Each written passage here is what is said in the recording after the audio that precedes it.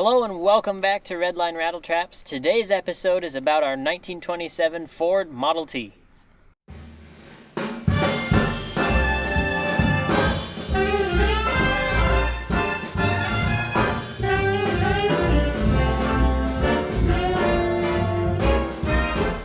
So this Model T has been in the family since basically when it was new. Distant family, but still the same family. And today we're just going to show you a little bit about kind of what we did to it and also how it's driven, because it is an interesting driving experience. Alright, so getting in the car. Now, I'm not a particularly big guy, so it shouldn't be that hard for me, but this handbrake that Henry Ford is so conveniently placed in the entryway is a bit inconvenient. But I'm in, so let's get going. Okay, if this were any other car, at this point, I would turn the key and drive away and start talking to you about how it drove and how it handled.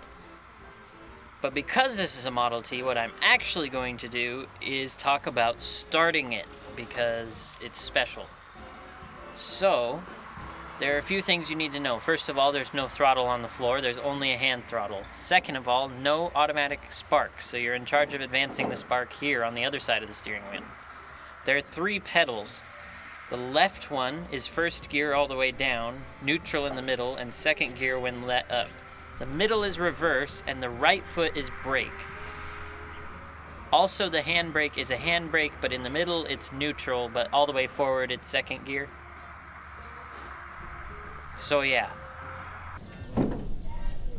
Okay, so with all of that out of the way, let's start it. I'm going to switch it to battery on the key here, and it might even fire off automatically for us. We will see. Hear the coils buzz.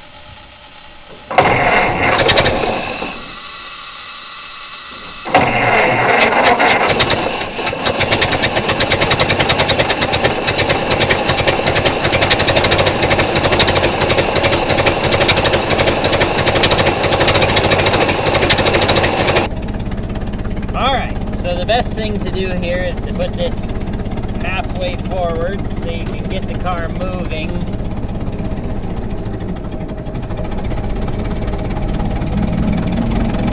Alright. Now this one's a bit noisier than most because we have a slight exhaust leak, but we'll get her up to about 10. And then we will shift into second gear, like so. Now, for as much of a kind of a bad juju as the Model T got, it's actually a very easy to use car if you know what you're doing, which I don't. It'll probably pull this in second, but I'm gonna downshift to first just because it's better for the car. Ish.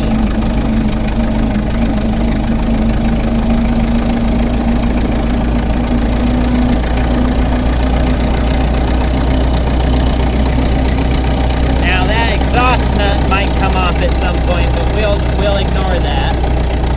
And into second. Yeah.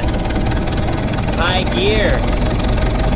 We'll get moving on the downhill so that we don't have so much trouble going uphill.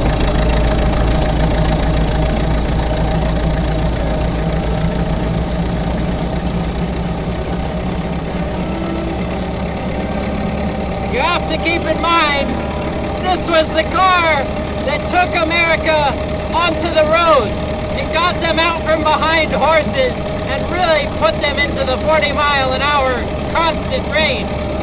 I mean, you could cover several hundred more miles in this every day than you could with a horse. Not to mention, gasoline was pretty much cheaper than dirt at that point. So there really was no downside to owning one of these, other than you know, before 17, they had no starters. You were the starter. And it was pretty much guaranteed to break your arm.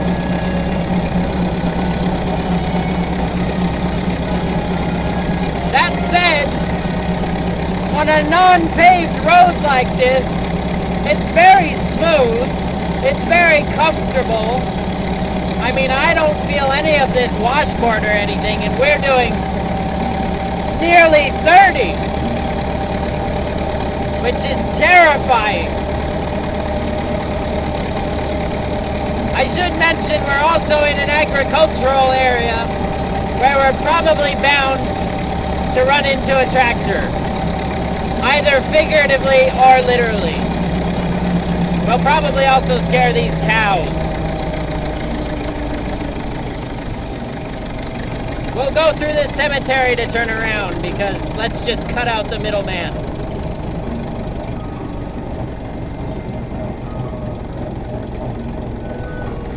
Slow down a little bit, maybe.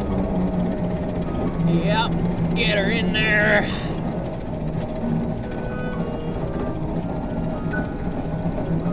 It's actually very quiet when you're idling. I mean, I could have a normal conversation with someone right now, despite the fact that the exhaust is probably almost open. However, I am focused, so if I'm not saying as much as I should, that would be why. We'll pick up speed a little bit to get out of here. No, we won't, because that's terrifying. We're gonna cut across the grass a little bit there. Yep, this is fine.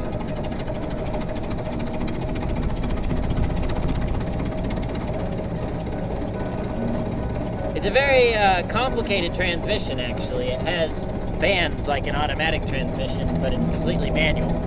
I mean, it's simple in its principle, but operation of it is actually quite complicated.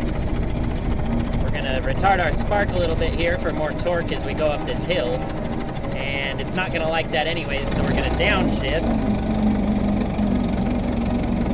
Get moving a little faster here. Faster, as in, you know, 6 instead of 3.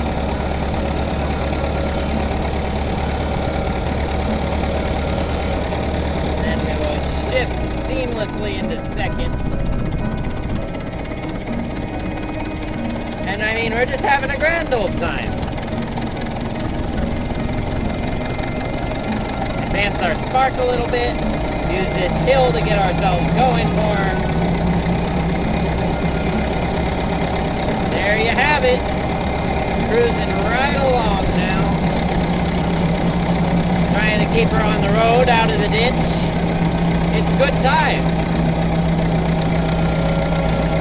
This is really a unique driving experience. If you ever get the chance to drive a Model T, take it.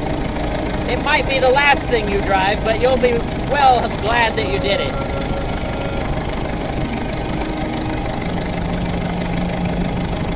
Wave to the neighbor there.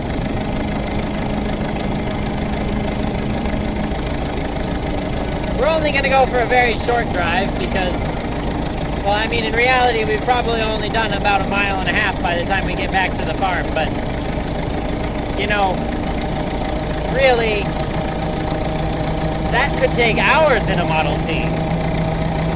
It's kind of funny, the Model T is known for, you know, shrinking the distance that was America. And after driving one, I really don't know how that's possible. It may have shrunk the distance between parts stores, but I've never heard someone having to change their horse's carburetor halfway through a journey. How this ever caught on, I really have no idea. In fact, it didn't.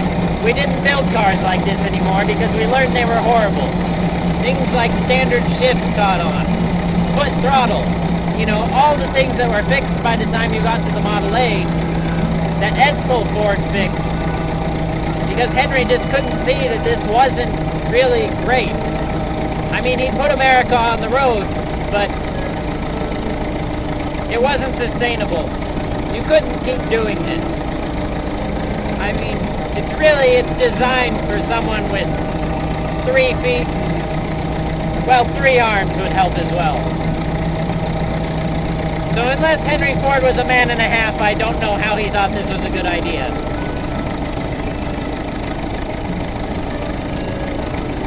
Gets decent mileage though, especially if you drive it like you don't mean it. We're gonna take this turn a little bit fast, but everyone should stay put. Yep, the steering is actually, there's no steering box below the floorboards. It is all right here, right behind the steering wheel, so it's pretty interesting. Retard our spark for a little bit more torque to get up the driveway here.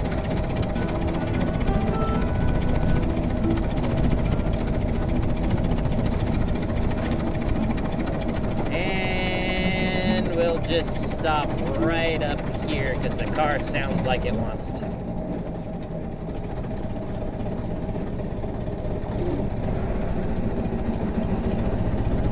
And off. So that's the Ford Model T. It's a fun car.